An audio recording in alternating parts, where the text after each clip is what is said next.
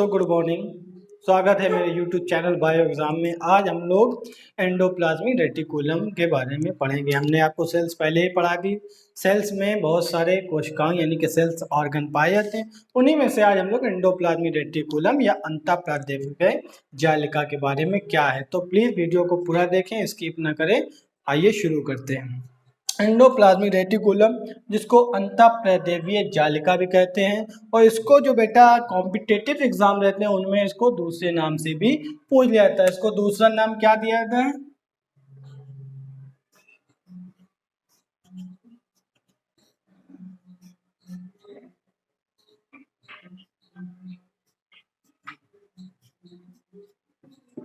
ठीक है, इसका दूसरा नाम है झिल्लियों का तंत्र। इसको इंग्लिश में हम लोग सिस्टम ऑफ मेम्ब्रेन कहते हैं। तो मार्कर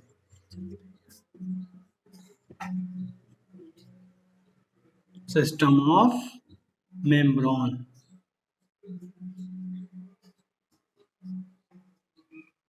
ठीक, झिल्लियों का तंत्र या सिस्टम ऑफ मेम्ब्रेन इसको कहते हैं। कॉम्पिटिटिव एग्जाम में अक्सर करके ऐसा पूछ लिया जाता है। ये तो हो गए इसके नाम। अब हम लोग इसको देखेंगे, जो एंडोप्लाज्मिक रेटिकुलम है इसकी मीनिंग क्या निकलती है।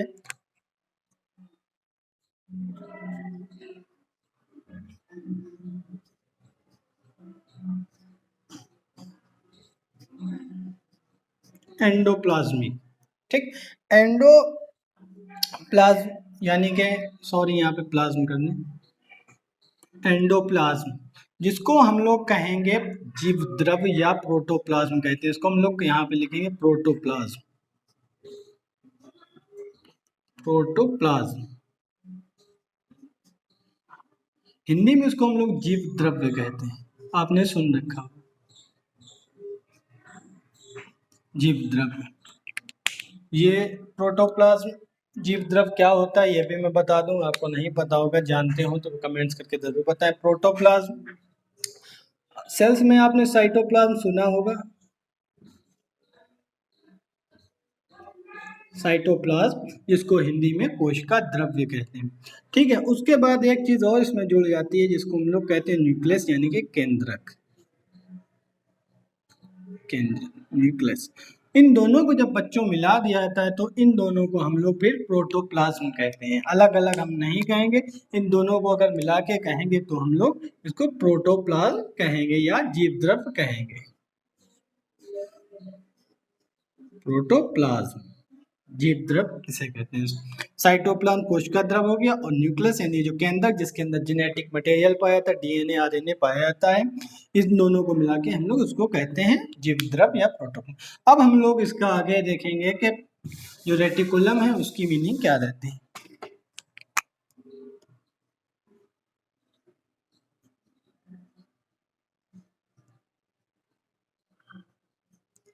रेटिकुलम, रेटिकुलम को हिंदी में जाल या जालिका कहते हैं। जाल या जालिका।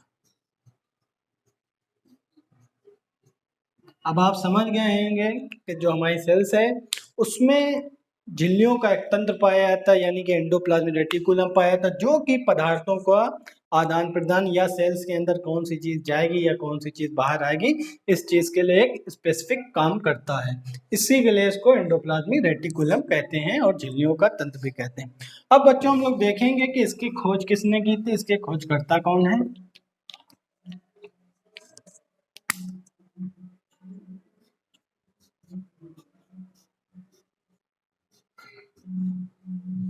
खोज करता, तो बेटा इसके खोज करता है K.R. पोर्टर, आपने नाम सुना होगा।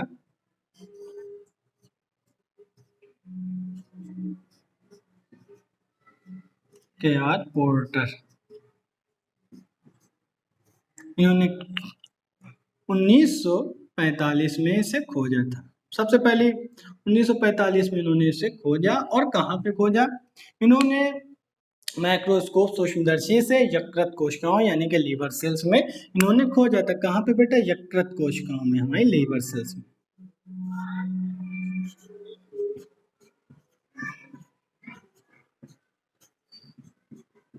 यकृत कोशिकाओं यानी कि इन्होंने हमें लीवर सेल्स में इसको खो जाता है। उसके बाद हम लोग देखेंगे स्थिति के कहाँ पाई जाती हैं, एंडोप्लाज्मिक रेटिकुलम कहाँ पे मिलते हैं, इनकी लोकेशन क्या है। सेल्स तो बता दिया, सेल्स में तो पाए जाते हैं। तो वो कौन सी सेल्स होती है, हमने सेल्स आपको दो तरह पढ़ाई है, एक प्रोकैरियोटिक होती है, एक हमारी यूकैरियोटिक होती है। तो बच्चों जो यूकैरियोटिक होती है उसमें ये चीज पाई जाती है, उसमें यूकैरियोटिक में आपके एंडोप्लाज्मिक रेटिकुलम पाया जाता है। और जो आपकी आरबीसी यानी कि रेड ब्लड कार्पल्स या श्वेत रुधिर कणिकाएं जिनको कहते हैं, उनमें इनका अभाव होता है। आरबीसी में इनका अभाव होता है, ये एंडोप्लाज्मिक रेटिकुलम नहीं पाए जाते। ठीक? अब हम लोग इनके टाइप्स के बारे में पढ़ेंगे कि एंडोप्लाज्मिक जो रेटिकुलम जो झिल्लियां हैं वो कितने तरह की होती हैं।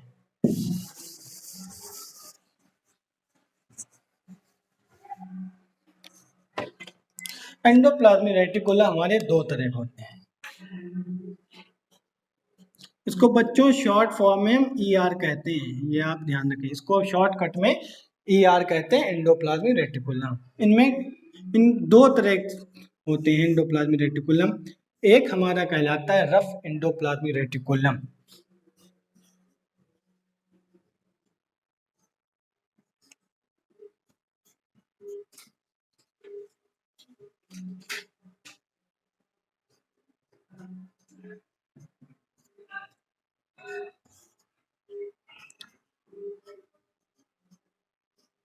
Rough endoplasmic reticulum. एक ये हो गया, इसको हिंदी में हम लोग कहते हैं खुरदरी, खुरदरी अंता अंतःप्रदेवीय अंतःप्रदेवीय जालिका। ठीक, ये इसकी हिंदी होगी। उसके बाद जो बच्चों दूसरी पाई जाती है उसको हम लोग कहते हैं स्मूथ एंडोप्लाज्मिक रेटिकुलम।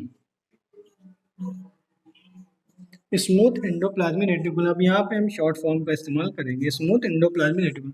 इसको बेटा बेटा शॉर्टकट में कभी कभी SER कह देते हैं, SER, और इसको बेटा RER कह देते हैं। ठीक, इसको कहते हैं रफ एंडोप्लाज्मिक रेटिकुलम, इसको कहते हैं स्मूथ एंडोप्लाज्मिक रेटिकुलम। तो इसको हम लोग कहेंगे चिकनी या सपाट, चिकनी, इसको या हम लोग सपाट कहते हैं, सपाट, चिकनी या सपाट। तो दो तरह के एंडोप्लाज्मिक रेटिकुलम पाई जाती है। अब इसमें एक सवाल ये बनता है कि एंडो जो हमारी रफ है उसमें राइबोसोम्स पाए जाते हैं, उपस्थित होते हैं। इसमें बेटा राइबोसोम्स मिलते हैं, राइबोसोम्स। ठीक, राइबोसोम्स पाए जाते हैं। राइबोसोम्स पाए जाने की वजह से इनको हम लोग खुरदरी अंतःप्रादेशिक जालिका कहते हैं। इसमें दो तरह राइबोसोम 70S और 80S दोनों प्रकार के राइबोसोम पाए जाते हैं। और जो हमारे स्मूथ एंडोप्लाज्मिक रेटिकुलम है इसमें राइबोसोम्स का अभाव होता है बेटा,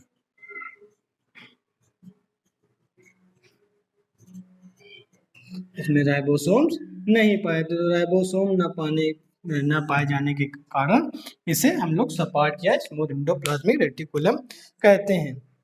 अब इनकी मॉर्फोलॉजी यानी कि आकारिकी के बारे में हम लोग बात करेंगे।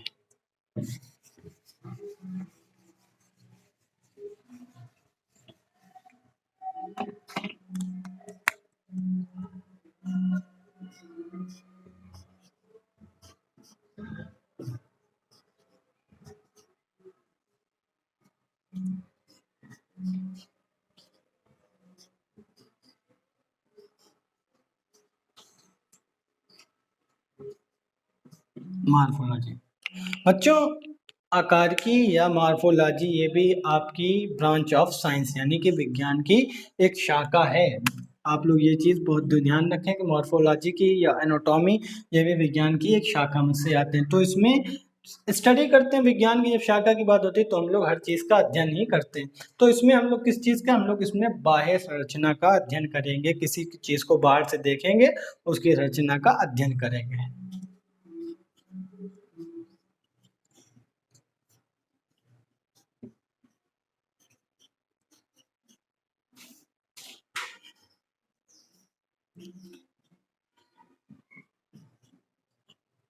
लोग बाह्य संरचना का अध्ययन करते हैं। बाह्य संरचना के बारे में इसमें हम लोग पढ़ते हैं। तो ये हो गई हमारी मॉर्फोलॉजी की बात।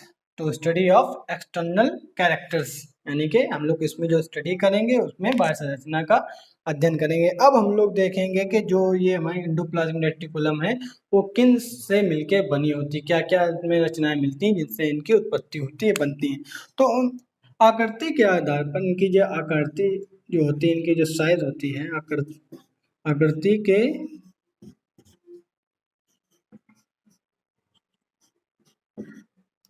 आधार पर अंतः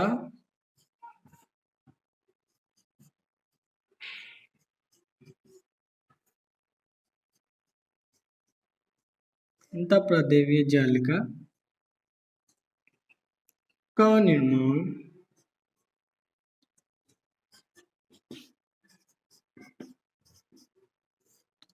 तीन प्रकार की रचनाओं से होता है।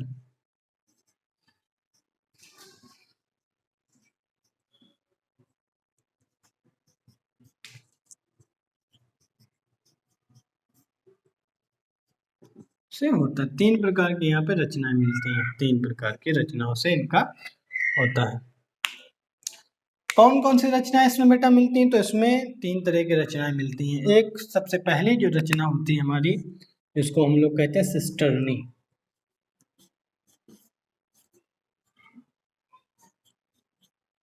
सिस्टर्नी, इसको हम लोग क्या कहते हैं? सिस्टर्नी।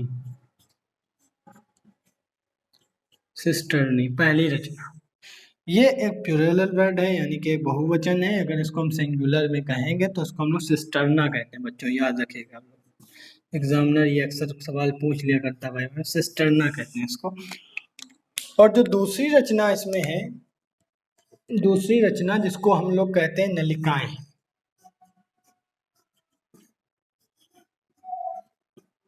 नलिकाएं, ठीक, जिसको हम लोग इंग्लिश में ट्यूब्यूल्स कहते हैं।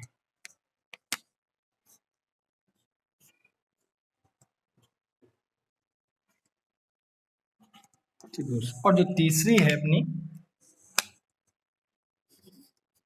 जिसको हम लोग कहते हैं पुट्टिका। पुट्टिकाएं जो पाई जाती हैं आपकी, झिल्लियां भी कह सकते हैं, झिल्लियां पाई जाती हैं, थैलियां जैसी पाई जाती हैं। पुट्टिकाएं जिनको हम लोग वेसिकल्स कहते हैं, वेसिकल, इनको वेसिकल्स भी कहते हैं। इनको थैलियां भी कह सकते हैं, थैलियां भी कहते हैं इनको। तो जो हमारे एंडोप्लाज्मिक रेटिकुलम उनकी रचनाएं किन किन से होती हैं? एक तो सिस्टर्नी मिलती है, दूसरी नलिकाएं और तीसरी पुट्टिकाएं। इन तीन तरह की रचनाओं से एंडोप्लाज्मिक रेटिकुलम का निर्माण। तो आज का जो वीडियो था हमारा यहीं तक था। अब हम लोग इसके संरचना के बारे में अगले वीडियो में बनेंगे। जब तक आप पढ़ते रहिए और बढ़ते रहिए। Thanks for watching and listening.